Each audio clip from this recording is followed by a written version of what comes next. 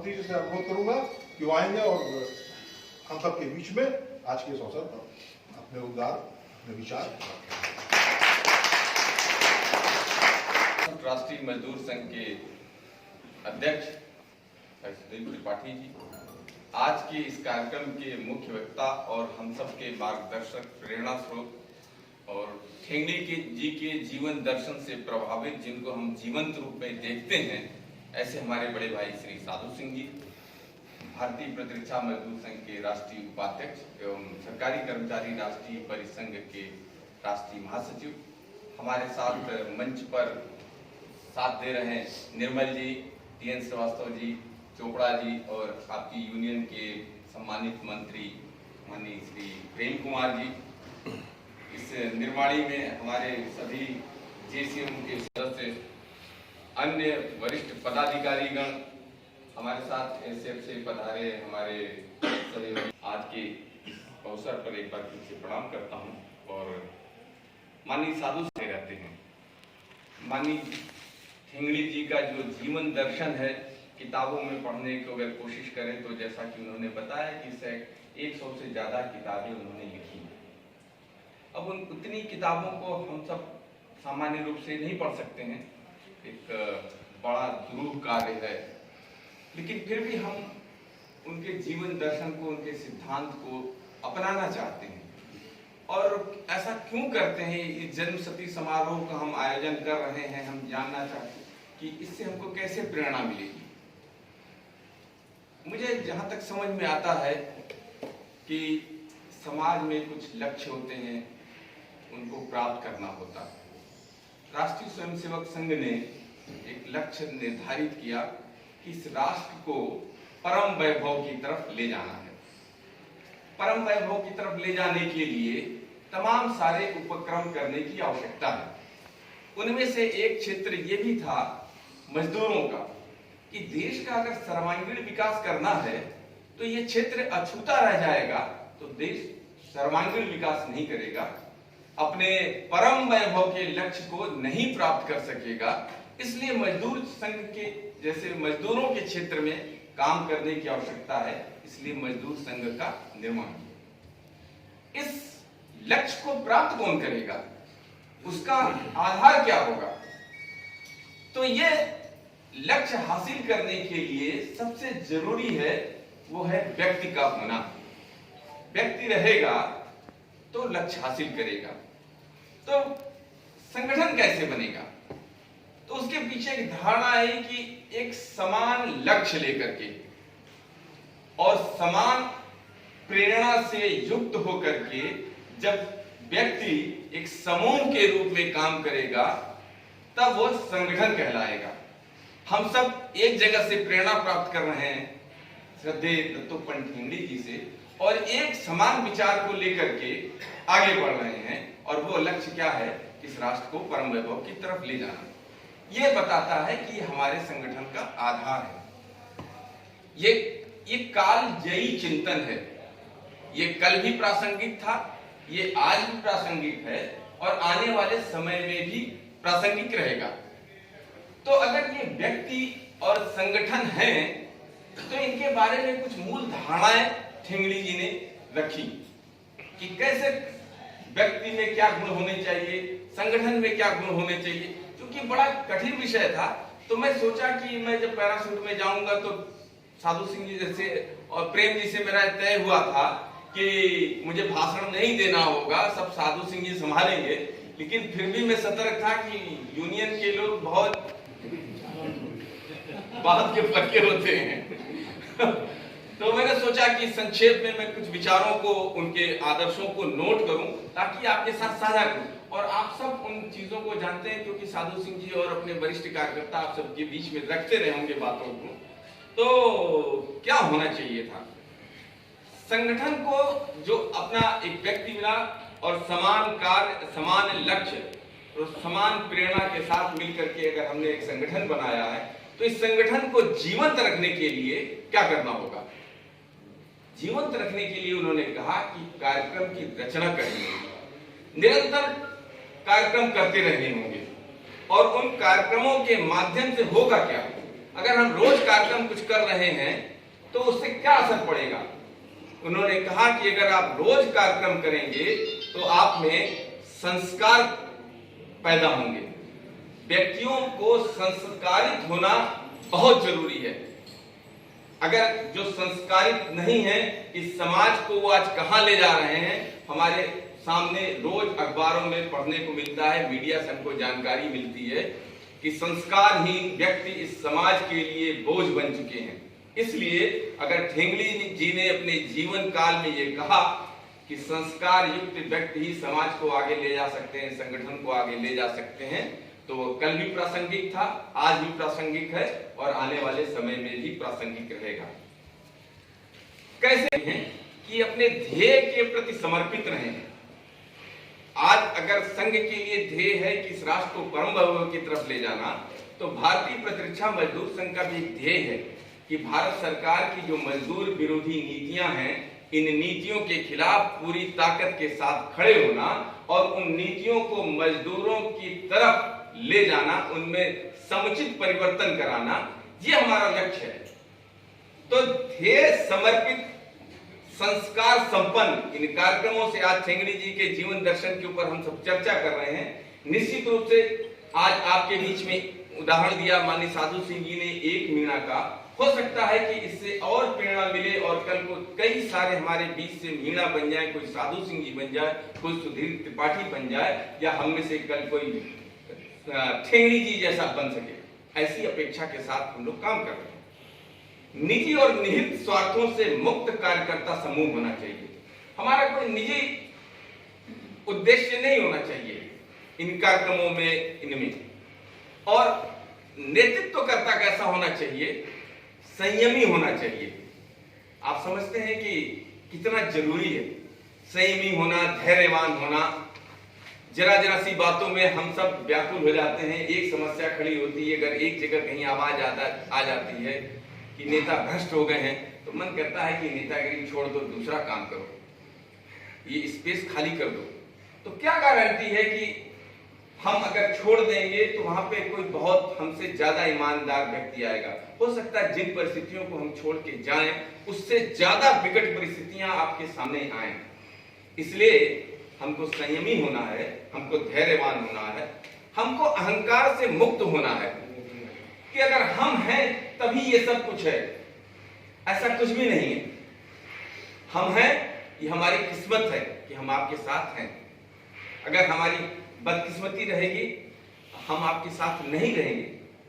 अहंकार करने की तो एकदम कहीं कोई गुंजाइश ही नहीं है। किस बात का अहंकार है? इतने सारे कार्यकर्ता मिलकर के अपना नेतृत्व चुन लें, आप उनके एहसानमंद होइए, उन्होंने चुना है, इसलिए अहंकार की कोई गुंजाइश नहीं होनी चाहिए। चरित्रशील व्यक्ति होना चाहिए। चरित्र का बहुत महत्व है। धन की बात नहीं की कि धन होना चाहिए, धनवान होना चाहिए, नहीं, चरित्र होना चाहिए, क्योंकि उसमें कोई सेंध लगने की गुंजाइश नहीं होनी चाहिए। दूरदर्शी होना चाहिए। आज की परिस्थितियों का आकलन और आने वाले भविष्य में उसका प्रभाव क्या पड़ने वाला है, ऐसा दूरदर्शी हमारा नेतृत्व होना चाहिए। आशा और विश्वास के साथ भरपूर होना चाहिए। आज बात चल रही कारपोरेशन की, और अगर नेतृत्व ये मान ले कि ये तो सरकार बहुत मजबूत है, प्रचंड बहुमत की सरकार है, इसके सामने हम कहां खड़े हो पाएंगे। 370 का विरोध करने वाले खामोश हो गए, एनआरसी सीएए का विरोध करने वाले नहीं।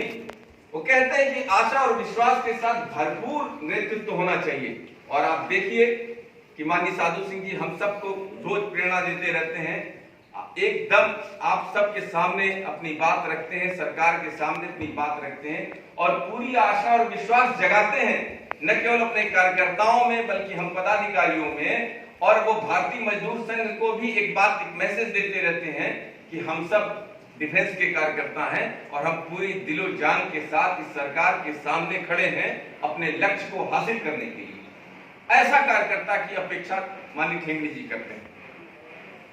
संकटों और परिणामों का पूर्वानुमान कर लेते हैं। हमको मालूम है कि केपीएमजी अगर इस निर्माणी के अंदर विजिट करेगी तो हम उसका पूरा का पूरा विरोध करेंगे, ठीक। और भारत सरकार अगर जिद पे आई हुई है, अहंकार से युक्त है, तो हम कार्यकर्ताओं का विक्टिमाइजेशन नहीं करेगी, हम ये भी जानते हैं। और इसके बावजूद, इन सारी चीजों के होने के बावजूद, हमारा कार्यकर्ता केपीएमजी या जो दूसरे उनके सहयोगी है उसका विरोध करने के लिए गेट पे खड़ा होगा, परिणाम जानता है, फिर भी हम अपने दायित्व को पूरा करेंगे। क्यों? क्योंकि ठेंगे जी ने यही हमसे अपेक्षा की, सबके आगे आगे और सबके अपने मार्गदर्शक होने का गुण होना चाहिए। ऐसा नहीं कि तुम आगे चलो हम पीछे आते हैं, नहीं। इतनी क्षमता होनी चाहिए कि अगर कहीं दर्शन है, कहीं विरोध है, तो वहां पे हमको सबसे आगे सबका नेतृत्व करना चाहिए और मार्गदर्शक बनना चाहिए। मार्गदर्शक कैसे हो सकता है? व्यक्ति, लोगों को उस पर विश्वास होना चाहिए कि जिस मार्ग पे चलने वाले हैं उस मार्ग पे कोई खतरा नहीं है, निष्कंटक है और ये हमारा नेतृत्व करता उस मार्ग पे चल रहा है, हमको पीछे नहीं छोड़ेगा। मित्रवत होना चाहिए, सखा बंधु के रूप में चलने वाला होना चाहिए, अनथक होना चाहिए। आज लड़ लिए और कल नहीं लड़ेंगे, ऐसा नहीं है। जीत है या हार है, थकना नहीं है, लड़ेंगे, संघर्ष करेंगे, अनथक रहेंगे, सतत साधना रत रहेंगे। सतत साधना का अर्थ आप समझते हैं कि अध्ययन से भी हो सकता है। अगर यूनियन के में अगर किसी को अध्ययन का काम दिया गया तो उसको अध्ययन करना है, किसी को गेट मीटिंग में बोलना है, किसी को निगोशिएशन में जाना है, तो सदैव अपने दिए गए लक्ष्य के प्रति हमको समर्पित रहना है और श्रेय लूटने की लालसा से दूर और इदम नमम की अवधारणा से रचा बसा नेतृत्व किसी लक्ष्य की प्राप्ति और कार्य की सफलता की प्रथम शर्त है। इतनी कठिन चुनौती है। माननीय ठेंगड़ी जी के जीवन दर्शन में एक नेतृत्वकर्ता से इतनी बड़ी अपेक्षा की गई। हम सब साधारण मानव हैं। मैं भारतीय प्रतिरक्षा मजदूर संघ का राष्ट्रीय महामंत्री हूं। मुझे लगता है कि मैं महामंत्री हूं, लेकिन जब मैं संघ के बड़े पदाधिकारियों के पास जाता हूं और उनके सामने देखता हूं तो लगता है कि कितना पौने हैं। किस बात के लिए हम श्रेय लेने वाले बने? हमसे पहले बहुत सारे लोग काम करके चले गए। माननीय साधु सिंह जी काम किए, इस पद पे रहे। मैं भारतीय मजदूर संघ, प्रतिरक्षा मजदूर संघ का कोई अनोखा महामंत्री नहीं हूं या हम जो काम कर रहे हैं उसका हमको श्रेय मिलने वाला नहीं। जो आज समस्याएं हैं, जो चुनौतियां हैं, उनका सामना हमको करना है। जो उनके समय में था वो उन्होंने किया, उनके पहले श्री एमपी सिंह जी ने किया। एक लंबी श्रृंखला अपने पास कार्यकर्ताओं की। क्यों? क्योंकि उनके पीछे ये विचार दर्शन था जिसकी हम जन्म शती मना रहे हैं। तो ऐसे लोगों के साथ मिलकर के अपने लक्ष्य को हासिल करना है। और भारतीय मजदूर संघ के कार्यकर्ता के सामने कोई कम बड़ी चुनौती नहीं है, बहुत जबरदस्त चुनौती है। हमारी जो भूमिका है, जो हमारी जिम्मेदारी है, वो दोहरी है। दोहरी कैसे? अगर वो हम बात करते हैं कि राष्ट्र हित पहले है, उद्योग हित है, फिर उसके बाद मजदूर हित है, क्योंकि अपने जो दर्शन सिद्धांत है ट्रेड यूनियन की फील्ड में पहले से ट्रेड यूनियंस काम कर रही थी, तो दत्तोपंत ठेंगड़ी जी को एक नया श्रम संगठन खड़ा करने की जरूरत क्यों पड़ी?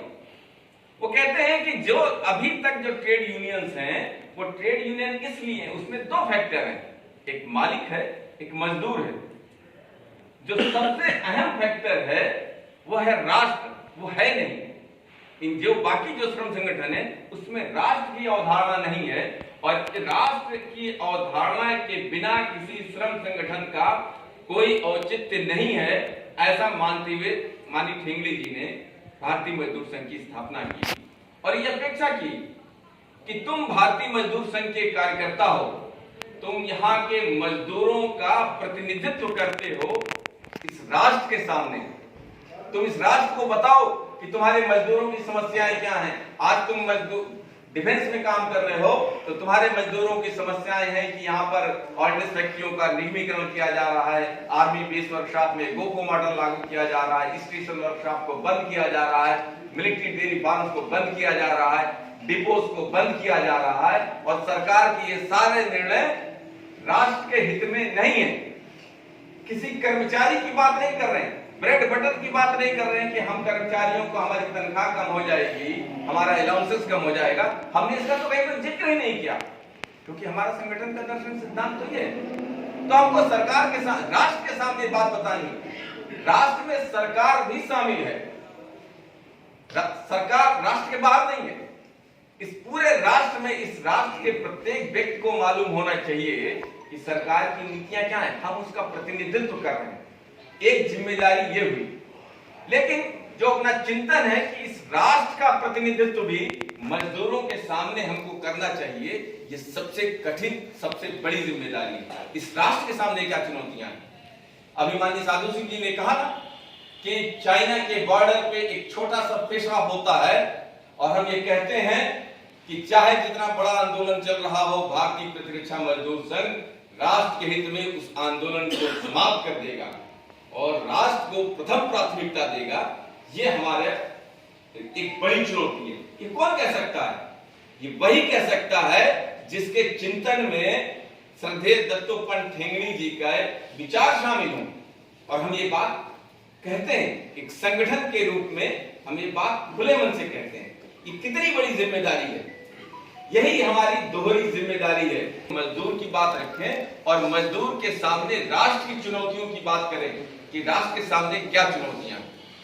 और फिर तीसरी बात को कहते हैं एकात्म मानववाद की बात। एकात्म मानववाद का क्या है?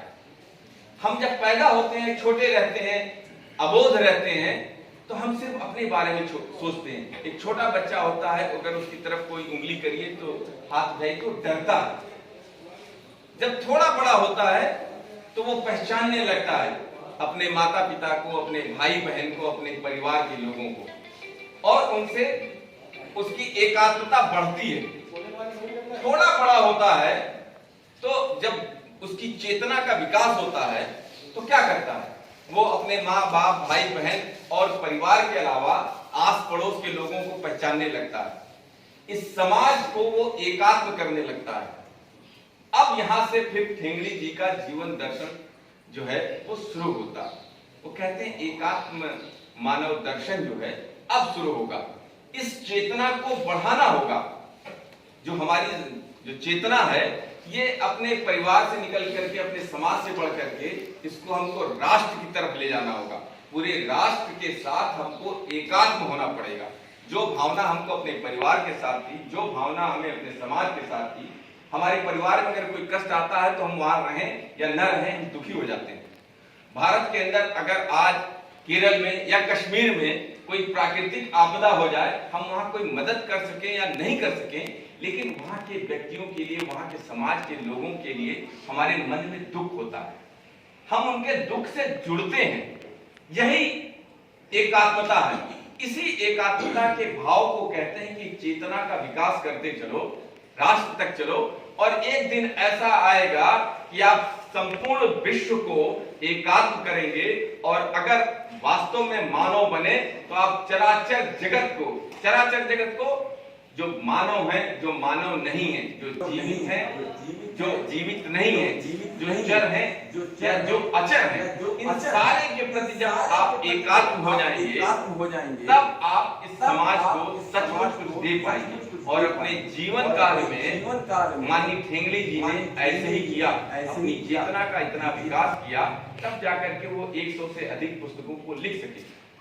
और एक बहुत बड़ी बात वो कहते हैं क्या इस देश के बारे में और मजदूरों को, मजदूर और जो राष्ट्र है उसका एकात्म कैसे होगा। जैसा अभी मैं कह रहा था कि हम सब इस राष्ट्र की अस्मिता के लिए, राष्ट्र की एकता और अखंडता के बनाए रखने के लिए ऑर्डिनेंस फैक्ट्रीज का होना बहुत जरूरी है, ये मान रहे हैं। गोको मॉडल नहीं लागू होना चाहिए, ये मान रहे हैं। डिफेंस इंडस्ट्रीज के अंदर जो प्राइवेट सेक्टर को बढ़ावा दिया जा रहा है, ये नहीं होना चाहिए। एफडीआई इन डिफेंस जो 100% लाने की बात करते हैं, इसका विरोध कर रहे हैं। क्यों? क्योंकि इसको हमारे ठेंगड़ी जी ने पहले ही को रिलेट किया हुआ है। वो कहते हैं कि संपूर्ण राष्ट्र के साथ मजदूरों का हित भी एकात्म है। ये सारा राष्ट्र अगर ठीक रहेगा तो मजदूर भी ठीक रहेगा। राष्ट्र खड़ा रहेगा तो मजदूर गिर नहीं सकता। राष्ट्र अगर है तो मजदूर गिर नहीं सकता। राष्ट्र अगर गिर गया तो मजदूर खड़ा नहीं रह सकेगा। हम सब 800 साल की गुलामी के लंबे संघर्ष के बाद आजाद हुए और आज ऐसी कोई परिस्थिति आ जाए कि भारत एक बार फिर गुलाम हो जाए तो हम क्या ट्रेड यूनियन, क्या हम गवर्नमेंट एम्प्लॉय या क्या हम समाज के लोग इसी को कहते हैं कि अगर राष्ट्र अगर गिर गया तो फिर मजदूर खड़ा नहीं रह सकता। इसलिए राष्ट्र का खड़ा रहना बहुत जरूरी है। लेकिन अंत में फिर वो एक बात कहते हैं कि अगर मजदूर गिर गया तो राष्ट्र भी नहीं खड़ा कर पाएगा। इसलिए इस देश को बनाए रखने के लिए, इस देश को परम वैभव तक ले जाने के लिए ये बहुत जरूरी है कि आज मजदूर खड़ा रहे। राष्ट्र को खड़ा रखने के लिए बहुत सारे लोग लगे हुए हैं, लेकिन उसकी कीमत मजदूर को न चुकानी पड़े, मजदूर की कीमत पे नहीं। ये हमारा चिंतन है। ऐसा हमारे युग दृष्टा मनीषी ठेंगड़ी जी कह गए हैं और ये कालजयी है। एक बार फिर कह रहा हूं, ये कल भी प्रासंगिक था, आज भी प्रासंगिक है और आने वाले समय में प्रासंगिक रहेगा। हम सबको करना क्या होगा? हम सबको अपने बीच में ठेंगड़ी जी जैसा बनने की कोशिश करनी होगी। शायद हम एक दिन का पात्र बनने के लिए, अभी रामलीला देखिए, रामलीला में जो पात्र बनता है, राम बनता है, कोई रावण बनता है, कोई राक्षस बनता है, कोई बानर बनता है। उस रामलीला के मंचन में भी तो वो जब राम बनता है तो राम जैसी बात करता है, जो रावण बनता है वो रावण जैसी बात करता है। तो क्यों ना हम कुछ क्षणों के लिए अपने आप को ऐसा मान के चलें कि ठेंगड़ी जी का जो जीवन दर्शन है उसको हम सब स्वीकार करें, अंगीकार करें और अपने आप को ऐसे आचरण में ले आए कि ठेंगड़ी जी जो चाहते थे हम कर सकें। तो अगर हम ऐसा कर सके तो ये हमारी उनके प्रति सच्ची श्रद्धांजलि होगी और हम सब अपने दत्तोपंत ठेंगड़ी जी के और संघ के जो उद्देश्य हैं इस राष्ट्र को परम वैभव की तरफ ले जाने का, शायद उसको पूरा कर सके। धन्यवाद।